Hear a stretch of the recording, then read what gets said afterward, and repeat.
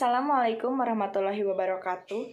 Kami kelompok 2 dengan materi konsep gaya, usaha, dan pesawat sederhana beserta implikasinya dalam pembelajaran IPA di SD dengan dosen pengampu Bapak Dr. Haji Uus Toharudin MPD dan Ibu Devi Rahmiati SPD MPD. Izinkan saya untuk memperkenalkan anggota kelompok saya. Yang pertama ada Sri Rahayu Rizawanti dengan NPM 205060152, Yusuf Nurdiansah dengan NPM 205060165, Tiffany Nur Azmi dengan NPM 205060161, saya sendiri Ramadina Adinda Novianti dengan NPM 205060133, dan Sri Ika Anggelia Alvareza dengan NPM 2050141. Bismillahirrahmanirrahim. Assalamualaikum warahmatullahi wabarakatuh. Izin memperkenalkan diri, nama saya Sri Rahayu Rizawanti dengan NPM 205060152. Di sini saya akan menjelaskan tentang konsep gaya, bagian pengertian dan rumus gaya. Menurut ilmu fisika, gaya adalah interaksi apapun yang dapat menyebabkan sebuah benda bermassa mengalami perubahan gerak, baik dalam bentuk arah maupun konstruksi geometrisnya. Satuan simbol gaya adalah huruf F atau force. Sementara itu, satuan internasional atau SI yang digunakan untuk mengukur gaya adalah Newton, yang dilambangkan dengan huruf N. Jadi, menurut ilmu fisika, gaya ini adalah suatu interaksi yang dapat menyebabkan sebuah benda bergerak baik dalam bentuk arah maupun konstruksi geometrisnya. Nah, selanjutnya, rumus gaya. Rumus gaya dibagi menjadi 3, yaitu hukum Newton 1, hukum Newton 2, dan hukum Newton 3. Hukum Newton 1 adalah sigma F sama dengan 0. Keterangannya, sigma F sama dengan resultan gaya, kilogram meter per second kuadrat. Lalu hukum Newton 2 adalah sigma F sama dengan M kali A. Keterangannya, sigma F sama dengan resultan gaya, kilogram meter per second kuadrat. Lalu M sama dengan massa benda, kilogram, dan A sama dengan percepatan, M per second kuadrat. Lalu yang terakhir ada hukum Newton 3, yaitu sigma F aksi sama dengan minus sigma F reaksi. Perkenalkan, nama saya Sri Ika Anggelia Alvareza. Di sini saya akan menjelaskan sedikit materi tentang macam-macam dan jenis-jenis gaya. Macam-macam gaya. Gaya sendiri terbagi menjadi 2, yaitu ada gaya sentuh dan gaya tak sentuh. Gaya sentuh sendiri yaitu gaya yang bekerja dengan adanya sentuhan. Suatu gaya jenis ini akan menghasilkan efek apabila terjadi sentuhan dengan benda lainnya. Namun, ketika tidak terjadi sentuhan, maka gaya tidak akan memberikan efek. Gaya ini akan muncul ketika suatu benda bersentuhan dengan benda lain yang menjadi sumber gaya. Contoh, ketika kita menarik pensil di atas meja, maka pensil ini akan bergerak atau berpindah tempat. Atau juga ketika kita menarik ujung penggaris, maka penggaris ini akan berubah bentuk. Penggaris ini akan melengkung. Nah, tarikan dan dorongan yang kita berikan pada pensil dan penggaris tersebut itu dinamakan dengan gaya. Gaya sendiri dapat menyebabkan sebuah benda dapat berubah bentuk, dapat berubah posisi, dapat berubah kecepatan, dapat berubah panjang, dan juga dapat berubah arah. Contoh dari gaya sentuh sendiri yaitu ada gaya gesek, ada gaya pegas, dan hambatan udara. Hambatan udara sendiri yaitu ketika sebuah benda bergerak, udara memperlambat gerak udara tersebut. Semakin kencang gerakannya, semakin besar hambatan udaranya. Contoh yaitu ada pesawat, roket, sepeda, unggas yang sedang terbang, dan juga ada penerjun payung. Nah, sedangkan gaya tak sentuh sendiri yaitu gaya yang bekerja tanpa adanya sentuhan. Artinya, efek dari gaya yang dikeluarkan oleh sumber gaya tetap bisa dirasakan walaupun benda itu tidak bersentuhan. Contoh yaitu gravitasi, magnet, listrik, dan elektromagnetik. Nah, elektromagnetik sendiri adalah gabungan antara gaya magnet dan gaya listrik. Nah, yang selanjutnya adalah jenis-jenis gaya. Jenis-jenis gaya ini dapat kita temukan dalam kehidupan sehari-hari. Yang pertama ada gaya gravitasi. Gaya gravitasi bumi adalah gaya yang diperlukan untuk menarik benda lain ke bawah. Contohnya yaitu ketika kita melemparkan sebuah benda ke atas, maka benda tersebut akan jatuh ke bawah. Namun hal ini berbeda dengan kondisi jika kita berada di luar angkasa. Ketika para astronot di luar angkasa, mereka tidak akan merasakan adanya gravitasi bumi ini, dan mereka akan melayang-layang di angkasa karena tidak adanya gaya gravitasi tersebut. Nah, lalu yang kedua ada gaya magnet. Gaya magnet sendiri merupakan gaya yang diakibatkan oleh magnet.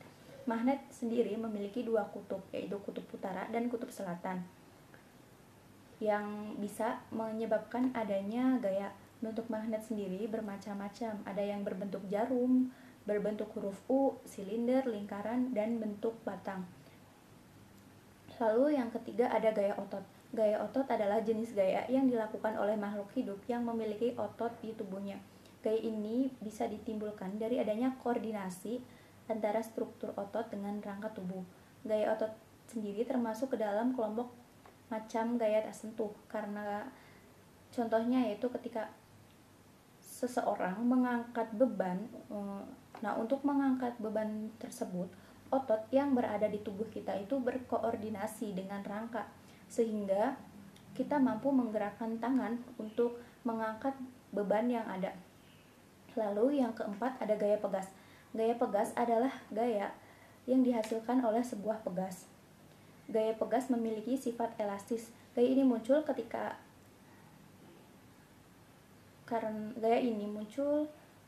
karena pegas itu bisa merapat dan bisa merenggang, sehingga bentuknya bisa kembali seperti semula setelah terjadinya gaya tersebut.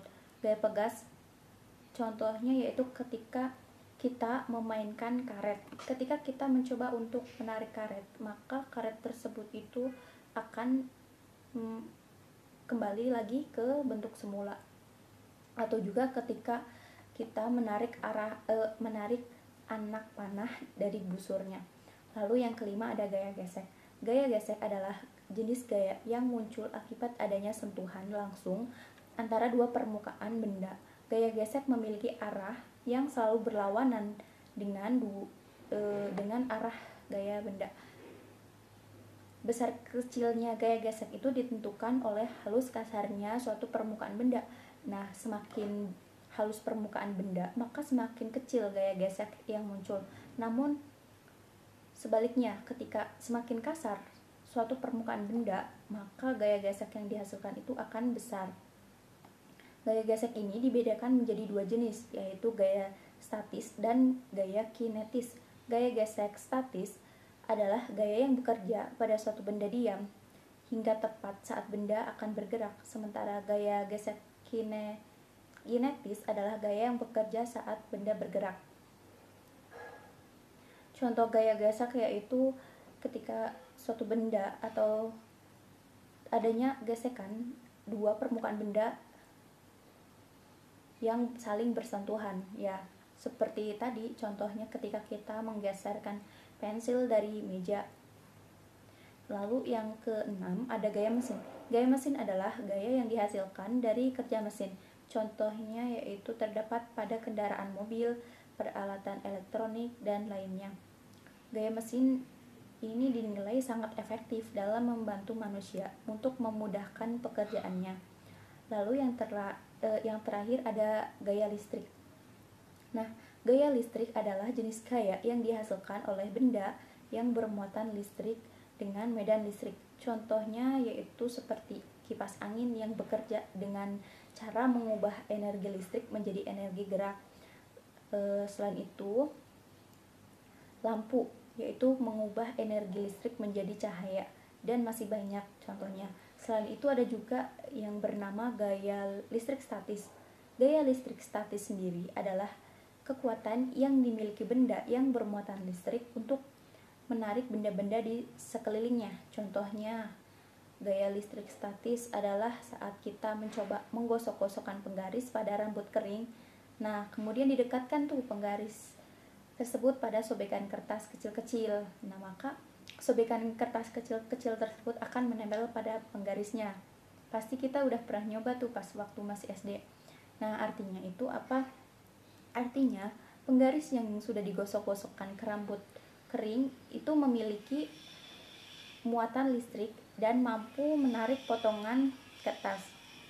Assalamualaikum warahmatullahi wabarakatuh. Sebelumnya izinkan saya memperkenalkan diri terlebih dahulu. Perkenalkan, nama saya Yusuf Nurdiansyah dengan NPM 205060165. Baik, di sini saya akan melanjutkan pemaparan materi yang selanjutnya yang materi sebelumnya telah dipaparkan oleh rekan-rekan saya. Di sini saya akan memaparkan materi tentang poin yang kedua, yaitu tentang usaha. Pengertian usaha dalam Kamus Besar Bahasa Indonesia: usaha adalah pekerjaan, perbuatan, prakarsa, ikhtiar, dan daya upaya untuk mencapai sesuatu. Namun dalam konteks fisika, usaha tentunya memiliki arti yang berbeda. Dalam konteks fisika, usaha diartikan proses perubahan energi, dan usaha ini selalu dihubungkan dengan gaya yang disimbolkan dengan F, yang menyebabkan perpindahan suatu benda yang disimbolkan dengan S. Dengan kata lain, usaha sebagai hasil perkalian atau gaya yang bekerja pada suatu benda dengan jarak perpindahan benda tersebut. Kemampuan melakukan usaha dikatakan bekerja apabila sebuah gaya menyebabkan benda tersebut bergerak searah dengan arah gaya tersebut. Yang selanjutnya yaitu rumus usaha. Di sini ada dua rumus. Yang pertama yaitu W sama dengan F kali S, dan yang kedua yaitu W sama dengan F cos alpha kali S. Yang artinya atau keterangannya dari rumus-rumus tersebut yaitu W artinya usaha yang dilakukan dengan satuannya joule, dan F yang diartikan gaya yang bekerja yang satuannya yaitu Newton, S yang artinya perpindahan dengan satuannya meter, dan yang terakhir yaitu alpha yang diartikan sudut yang terbentuk antara gaya dan perpindahan benda yang disimbolkan atau satuannya yaitu derajat. Baik, untuk slide selanjutnya yaitu jenis-jenis usaha. Yang pertama di sini ada usaha bernilai positif bila gaya F searah dengan perpindahan S, yang dapat kita lihat pada gambar nomor 1.